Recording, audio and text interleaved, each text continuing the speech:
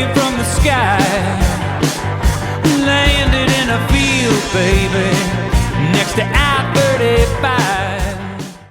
Hey folks, this is Moot Davis, and this is the Moot Point Podcast, my attempt to communicate with the world outside. I hope you're ready. I hope I'm ready. Let's do it.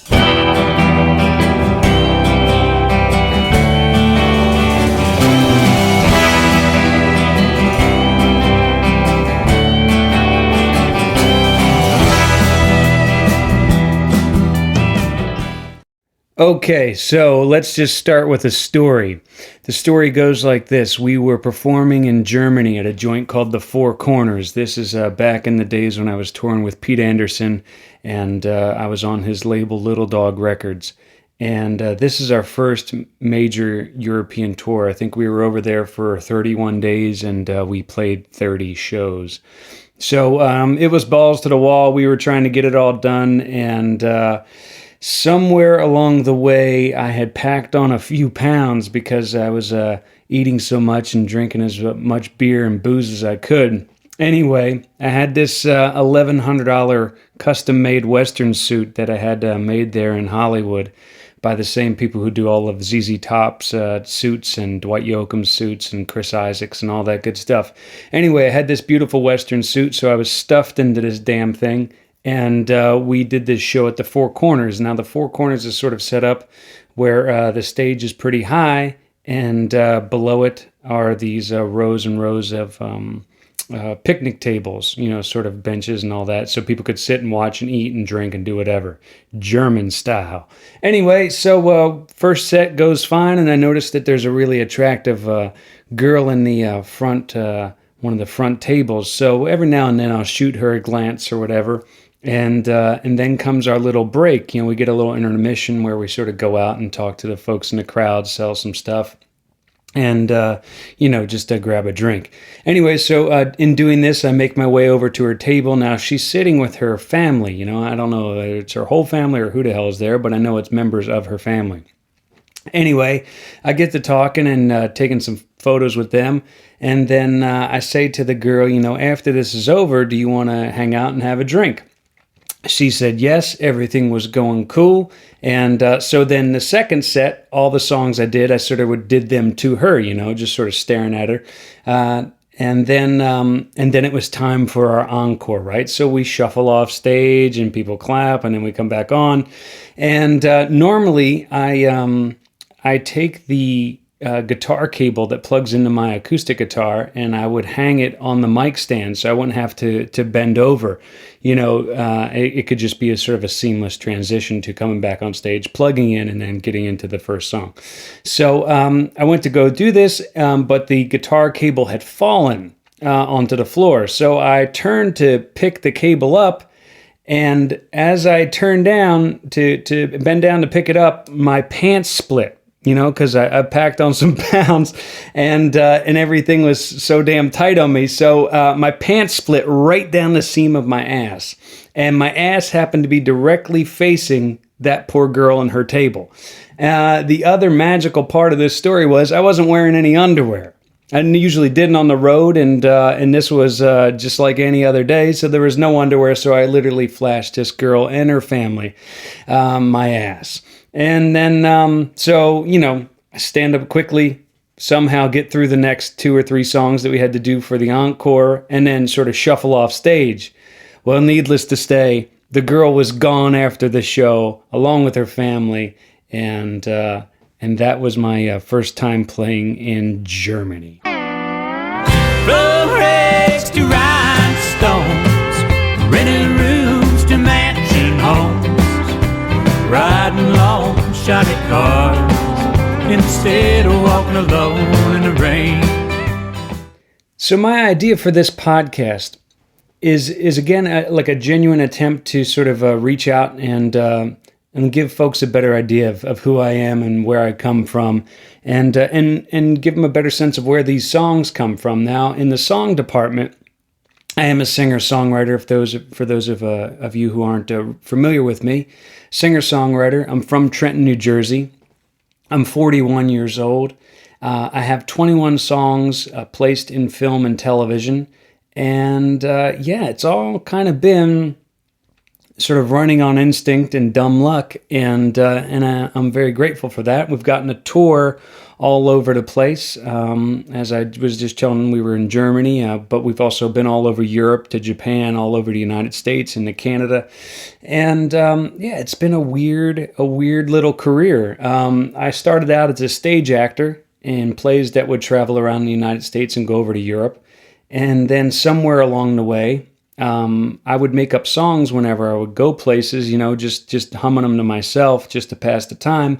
And I noticed at one point these songs got better, and I thought, well, maybe if I get a guitar, I can accompany myself and just pass some more time. So that's what I did. I borrowed my girlfriend at the time's guitar, strung it upside down because I'm a left-handed mutant, and I went to an old construction boss because in between acting tours, I would do construction work.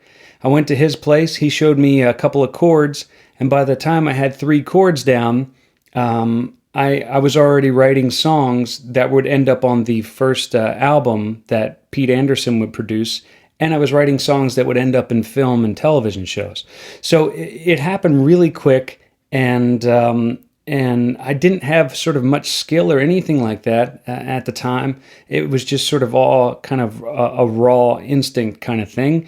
And I got really lucky. I got really lucky when I moved to Nashville, and Rosie Flores, happened to be on the scene, and she came in one day when we were playing down at Tootsie's Orchid Lounge and said, do you want to come on the road with me and open up a few shows and all that good stuff? So I did, and while we were on the road together, I played her a little demo that me and my Nashville band were making out there in Nashville. And she said, well, man, when this is done, you should let me know, and I think we should send it to Pete Anderson because he'd really like it. And I said, okay, cool. Now, Pete Anderson he produced and played guitar for Dwight Yoakam for, I think, around 20 years. And he's also produced, Katie Lang and Roy Orbison, Michelle Schacht, and tons of others. And so it was like reaching somebody that you could never really imagine reaching. Anyway, we wrapped up the little recording. I let Rosie Flores know it was done. And I think she put in a call to Little Dog Records, which was Pete's label. And then, a couple days later, Pete Anderson's calling me, asking me if I want to make a record with him out in Los Angeles, California. So I flew to Los Angeles to make my first record with Pete Anderson 1 year to the day that I moved to Nashville. So it happened really, really quickly for me, going from just this sort of bum stage actor and part-time construction worker to doing this music stuff. So it was a pretty wild and fast little ride there. And then we decided that we were going to go on the road. And Pete, I guess his time with Dwight was just ending as I was getting into the picture. So Pete said, well, I think I'm going to go on the road with you and be your band leader. So it was like instant crazy. And that's how my touring with Pete Anderson and how me getting on his record label all started. Rosie Flores put the wheels in motion, and Rosie, thank you. And that's really what got the ball rolling. So, pretty damn wild.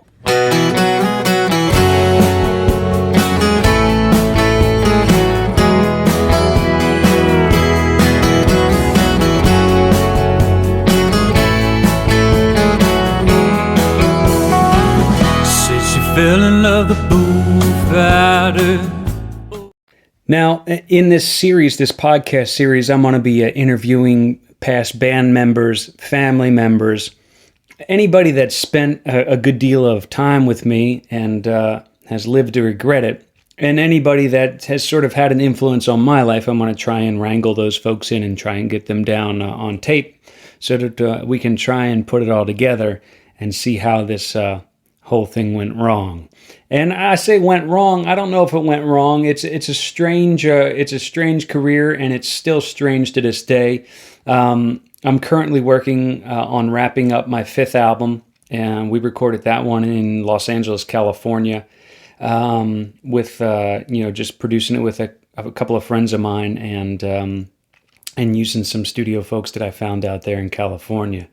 The last two albums have been produced by a guy named Kenny Vaughn out of Nashville, Tennessee. Kenny's a guitar slinger out there, works a lot with Marty Stewart, but has also worked with Lucinda Williams and countless others. And he produced those last two, and then Pete Anderson, like I said, produced the first two albums.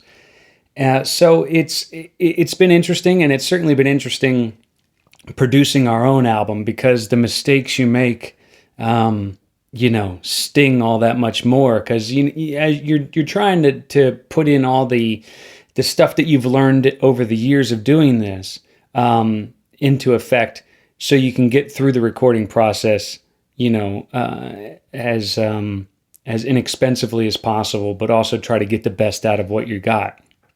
And so I feel that we were able to do that for about 99% of the stuff. And then, there's that 1% where we're just like, beating myself up over things I didn't think about or something like that. And I'm pretty sure that that's common.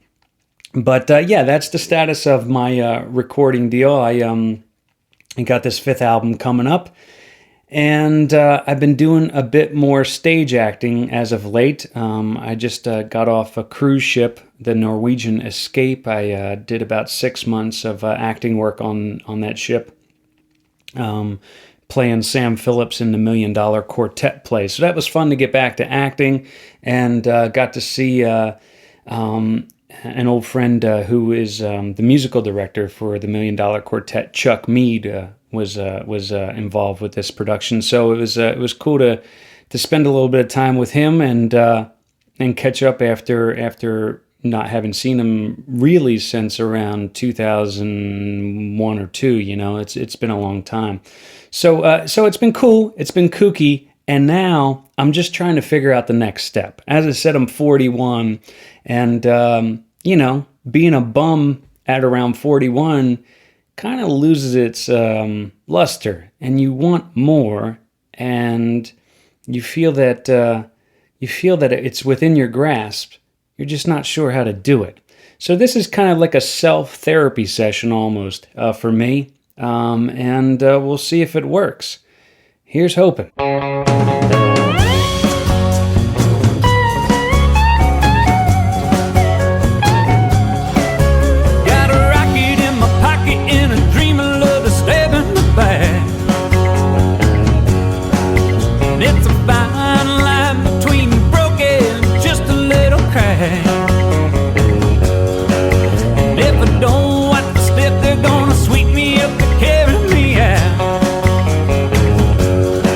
I got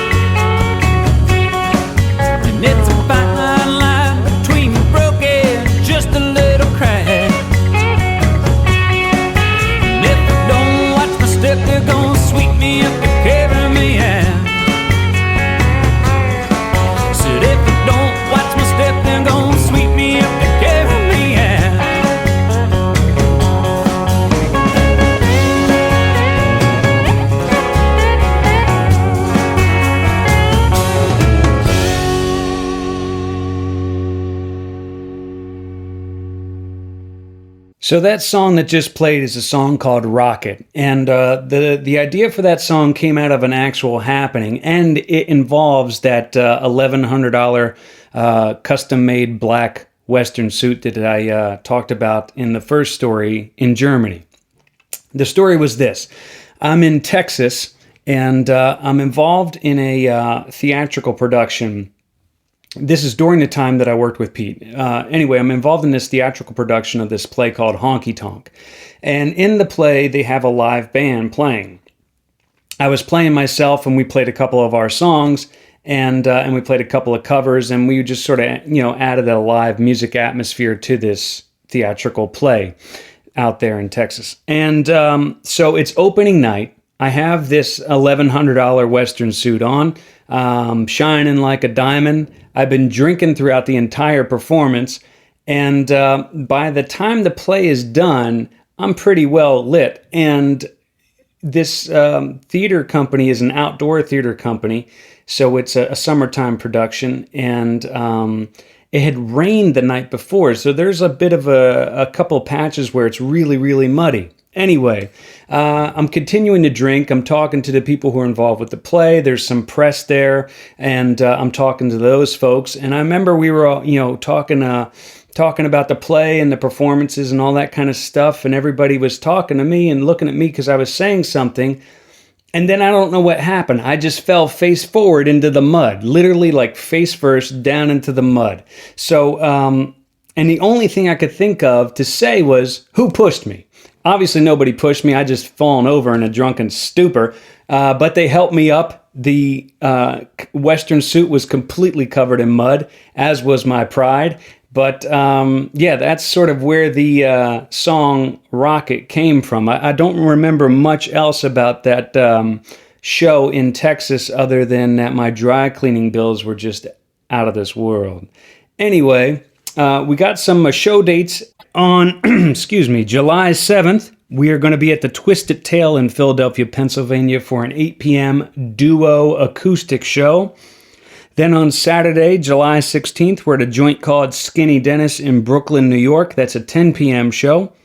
Friday, July 22nd, we are at Chesterwood Americana Festival in Stockbridge, Massachusetts, 8 p.m. start, and it's going to be a trio show. Then, on Wednesday, July 27th, we are at the Summer Concert Wednesdays in Edgewater Park, New Jersey at 7 p.m. Finally, Sunday, July 31st, we're at the Langosta Lounge in Asbury Park for their Sunday brunch, and that starts at 1 p.m. So come on out, get your fill, say hey, be a part of something, be a part of anything. Do what you can, and do what you want. Be careful, and watch out for the Germans. Thanks, everybody. Be cool, and I'll talk to you next time. Later.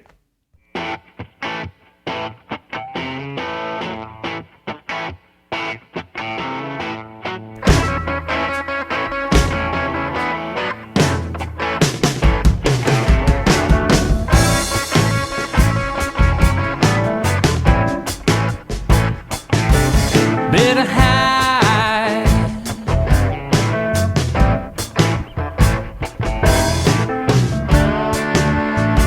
Every